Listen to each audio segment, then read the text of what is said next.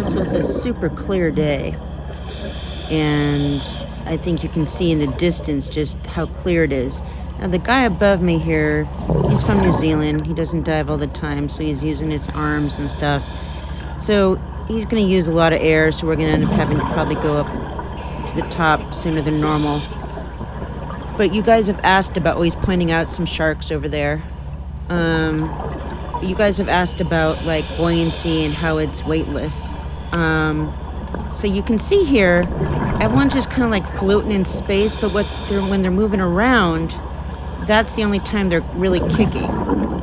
There's a fairly decent current, so they might be, trying to like stay in place. But as far as going up and down goes, you can see everyone's kind of floating. Unless they're kicking, they're kind of floating. That's because their buoyancy is neutral. So they're neither really going up or down, and then you use your body and your lungs to go up or down. So we're going around looks like stern of the ship, I think. It's kind of hard to tell, but there were 4 sharks today. So in the videos I sent you, I zoomed in, but it was just so cool. Like, to see them in this clear of water was awesome. So we're going through here, and I noticed this school of fish coming out of this doorway. So I kind of dropped down a little bit because I'm like, ooh. I mean, I see these fish all the time, and it's still awesome how they're just like a school of fish coming out of the doorway, as you do. And this is the same stuff that I see at night, but as you'll notice, the colors, the fluffy stuff that I usually see at night isn't there. So, okay, yeah, so it looks like we're going to the bow, it looks like, actually. And so I'm just kind of looking at all the nooks and crannies, as I usually do, looking for little creatures. But it was just hard to be distracted by all the sharks that were off to the left. See, that's his signal. He put his hand on his head for, hey, we're looking at sharks. That's what that is. So they're over down in front. There's like sharks down below that they're filming. And so if we're at about 100 feet, 105 feet. The bottom is at about 125. Just to kind of give you a sense of distance.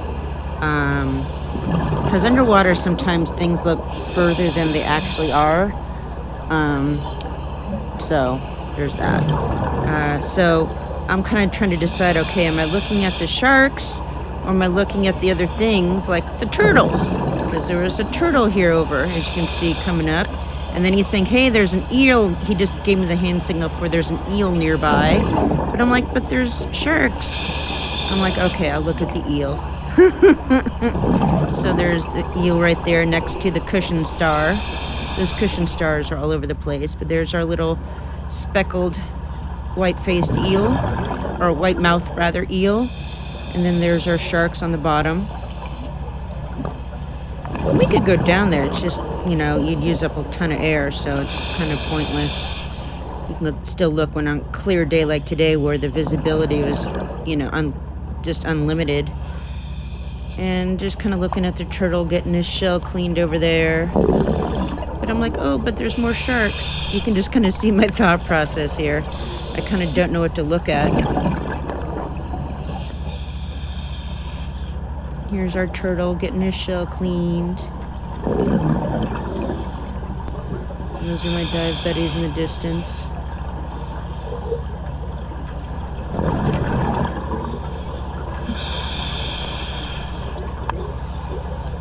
And so what was kind of interesting to me was watching all the fish swim near or next to the sharks. I believe because the sharks aren't going to eat them. I think that the fish are using the sharks as like protection. So I believe there were, like that one there looks like a sand shark. And then the white tips, of course, have white tips on their fin.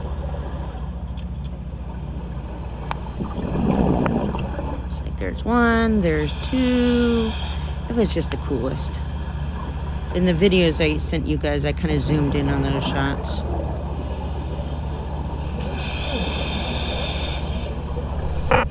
Yep, there's more sharks.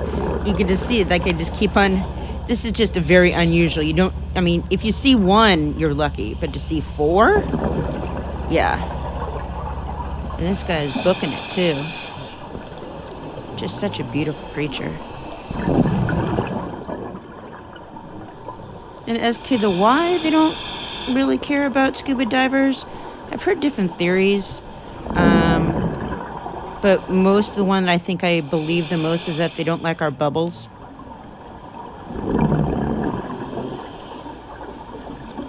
And, if you think about it, surfers and snorkelers don't have our bubbles. And we're in their territory, so...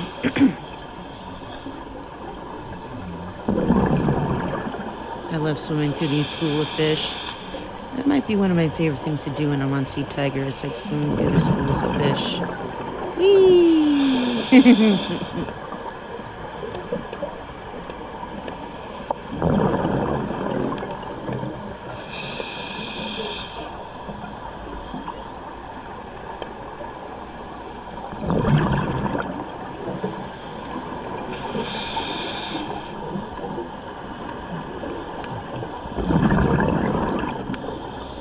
And so I'm not going to go through those 2 square holes in front. He's going to go down one and come up the other. I wouldn't mind, but there's just not a lot to see down there. It's just more of a practicing your buoyancy that you can do it. But I guess if you haven't done it before, like the guy from New Zealand might do it. But other than that, there just isn't much down there. You can see Julian's bubbles from that space. Might be a turtle or something down there occasionally, but I don't want to disturb those guys. And here he comes up from the other side. More sharkies.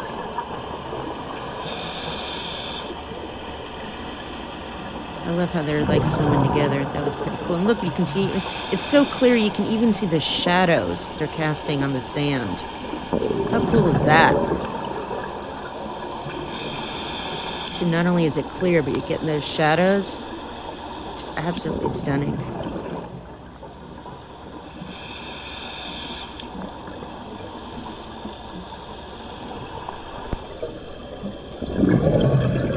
So the only thing that really, when you dive deep, the only thing that keeps you from staying down longer is my air consumption has gotten pretty good to where if I start with 3,000 psi, I probably don't end and start to go back up until like that guy on the right who's like moving his arms, until he needs to go up, because my decompression limits will make me go up earlier than my air. And I can describe decompression limits at a later point, but it basically talks about how long you can stay deep before you start to have problems. So if you see this hallway here, when I'm looking down, so when we first dropped down, a shark was coming through it. We were all like, oh my God, because I've never seen them that high. I've never seen them on the deck like that. But this guy, you can see with all the fishies attached to him. Not attached, but like swim with them. I love how they kind of glisten with them. Pretty cool. One of my dive buddies, we were all just so entranced with all the sharks, because again, this many on this dive, just don't see that, let alone going through the hallway. You've seen me in videos where I go through this hallway. You can imagine me coming down one end and the shark coming down the other end. I don't know what would happen. I don't think anything bad would happen. It would probably just get scared more than anything. But nonetheless, we were all just like, oh shoot, it's coming down the hallway.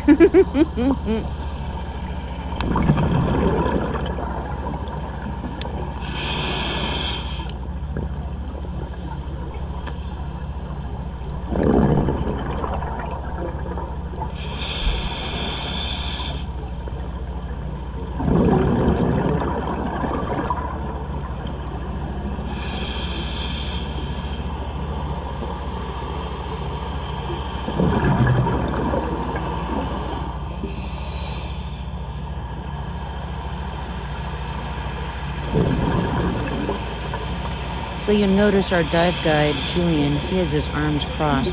Just more comfortable, and you're using less energy.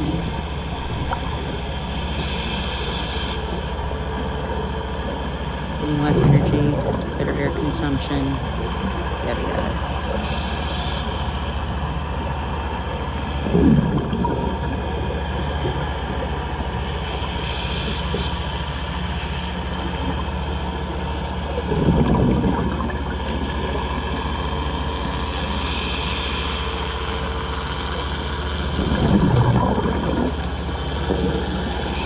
Kind of amazing how this place transforms at night to look completely different than it does in the day. Oh, turtle hanging out in the hallway there. He was probably there when the shark came by. I would just flew right over him.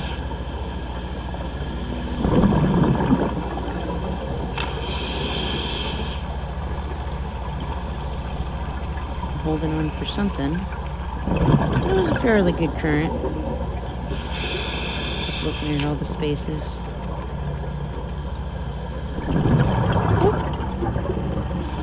Turtle flyby. I like getting the views under the turtles. You just get the sense of just such amazing, just floating. He's probably looking for a good spot to land, get his shell cleaned.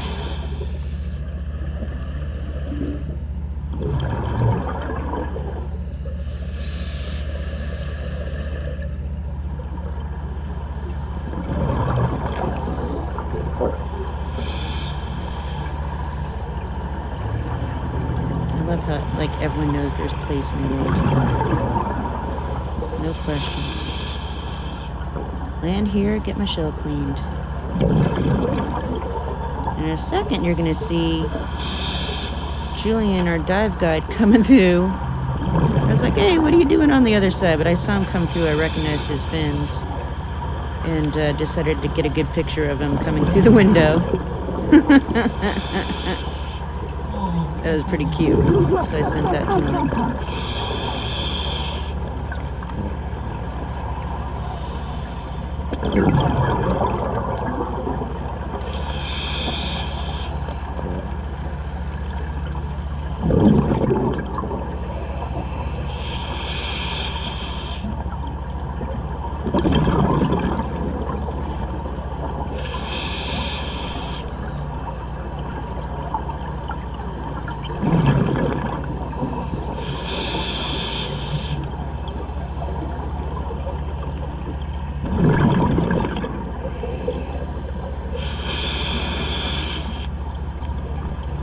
So I'm looking in here.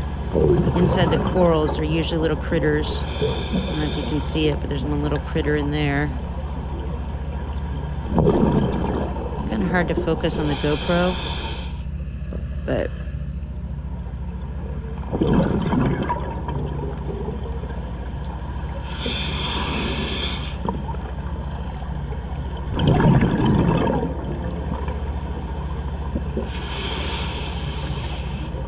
looks like we're heading back over to the line.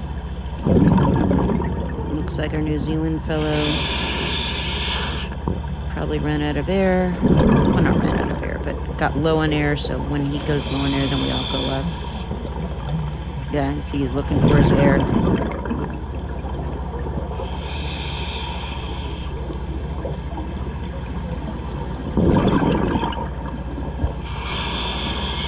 I'm gonna grab onto the line and head back up. That's all she wrote.